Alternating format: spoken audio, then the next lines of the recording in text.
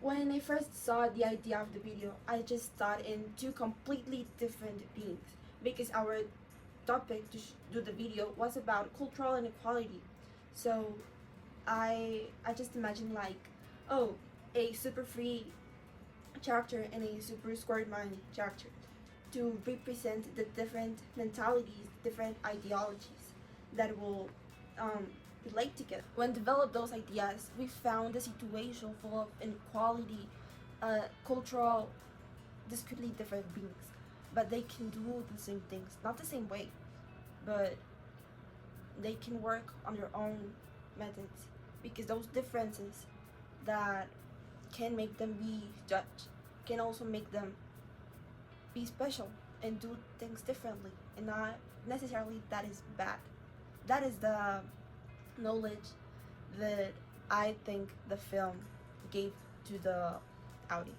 When thinking about the ideas of the film, we had to make sure to contemplate the cultural aspects because we want to make sure that the separation between the communities was clear. As an example, Sian, the principal character, wanted to be part of the bigger community, wanted to be included, because I think that happens a lot in real life.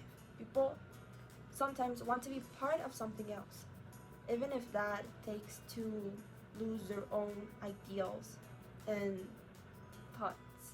Our short film empowers small communities, cultural appreciation, and diversity. The film shows the difference between communities and the treat they receive, and based on these themes, at the final part of the film, it shows how the big community of rocks accepts and integrates the small community of balloons, and they don't try to change them.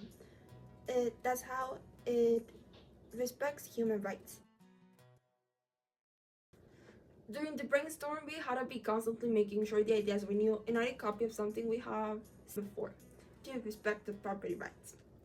And also to protect our privacy, it wasn't hard because we didn't use us, we used characters. But we also put credits to all the things with no exceptions that it made. How we chose the elements. For the antagonist, we wanted something heavy and difficult to deal with. There's when we thought about the rocks. Who else would you think when using like square-minded? For the protagonist, we chose a balloon because it was like normal, something you could relate to. And the slime, the figure to be admired, was supposed to represent freedom because freedom should be something you admire. That's why we didn't choose it as a principal character. There were other elements like the color palette that represented like there were gray and neutral stuff to stood out the principal characters and to give like, oh, life is boring type of feeling. There are other things like the intro that match the quality, the type of video camera we were using. So yes, those are the most important.